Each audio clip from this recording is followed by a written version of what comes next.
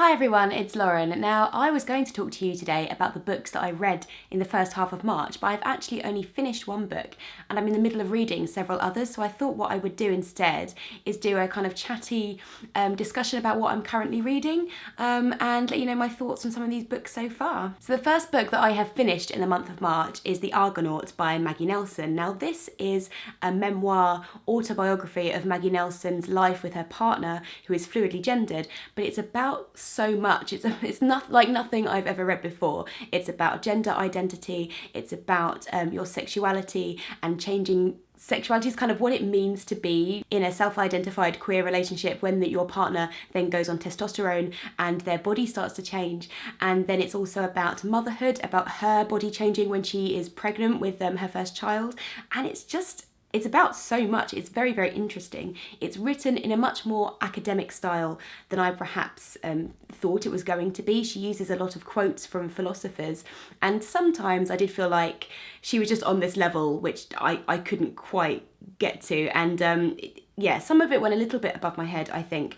But once I got into her style and kind of got what she was about, I found it very interesting. It's very, like I say, kind of philosophical. And it's a very interesting look into what we see as a normal family life and what the new normal might be in the future. She's obviously very intellectual, and I enjoyed seeing the world through her eyes, through her perspective. So onto the books that I am midway through. The first of these is Leftover Women by Lita Hong Fincher, and this is about gender inequality in modern China. The reason I'm reading this is that this is the pick of the month for the Feminist Orchestra Book Club, which is a book club that Jean runs on Goodreads. I will leave a link in the description box below if you'd like to go and check it out. They are having a 2-month hiatus at the moment because it's been going non-stop for a year, but I believe she will be back in June. I don't read very much non-fiction as a rule, but it's something that I would really like to get into in the coming months. So I was really looking forward to picking this one up, and I especially find China quite interesting as a country.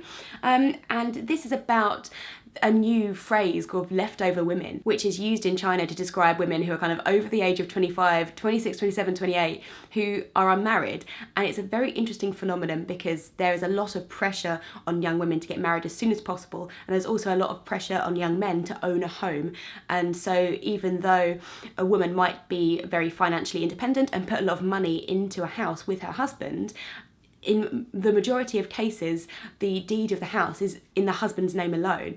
And this is where I am at the moment in the book. There's a lot of other things I'm sure she's going to explore, but it's a very interesting look at all of the different contributing factors to why women are in a more financially precarious position in China than they have been in the past. It almost feels like they're going backwards a little bit. It studies a lot of the different societal norms and expectations that there are in China, which are very different to where I live in the West, and it uses a lot of anecdotal evidence from women that Hong Fincher has surveyed, and she kind of uses a variety of sources.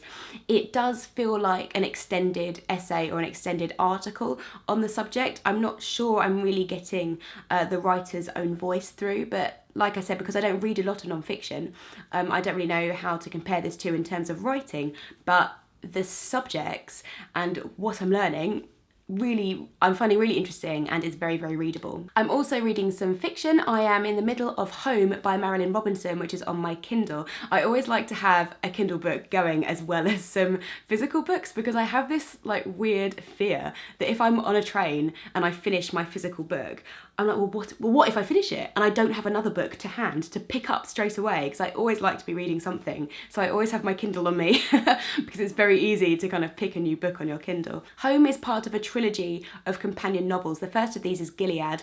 The third one is Lila. And I read those a couple of years ago when we did the videos for the Man Booker Prize, and Lila was longlisted for the Man Booker Prize. So I thought, well, I better read some of the preceding novels to this story before I read it. However, the books themselves don't actually follow a specific order, and the plots kind of overlap, so you don't need to read them from Gilead, Home, Lila. You can kind of read them in any order you want, and you can probably read them standalone, although you'd get a very different experience, I think, doing it that way. I really enjoyed Gilead when I read it. It's about a vicar in this small Midwestern American town who knows that he is terminally ill, so he's writing a series of letters to his young son, talking about his life. He's kind of musing on life and death and faith. And I really very much enjoyed it. Home is told from the perspective of this vicar's best friend's family. So it's about his best friend's daughter, and it's about the return home of this guy's wayward son who's not been in Gilead for about 20 years, and it's kind of about how they're all reacting to that. Marilyn Robinson's writing is very slow and it kind of unfolds. It's very much about that kind of American family life, and I think this is set in the 60s or 70s. So I'm enjoying it because I like her tone, and I liked Gilead when I read it. To be honest, I loved Gilead. I thought Lila was okay, and at the moment I'm getting vibes that Home is okay. I think I liked Gilead because it was told from the perspective of this vicar, and I liked his kind of ponderings and musings on life, and Home and Lila are just about other characters in that world, which just kind of didn't speak to me as much. And the last book that I'm currently reading is a collection of short stories by Lucia Berlin called A Manual for Cleaning Women.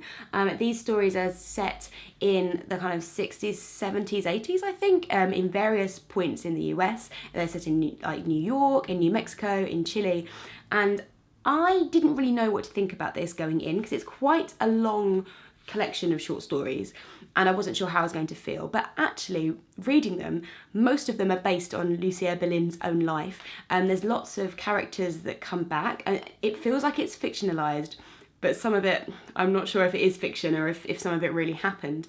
So it actually becomes this cohort of stories which all make sense together, and it just feels like these are different chapters of one big story. And I'm really loving that she looks at some quite intense and sad subjects, but she puts little bits of humour in there, and she's got some quite dry and witty observations about American life. So I am really enjoying it so far. I'm about halfway through because it's not the kind of book that you can race through because it's just lots of little stories.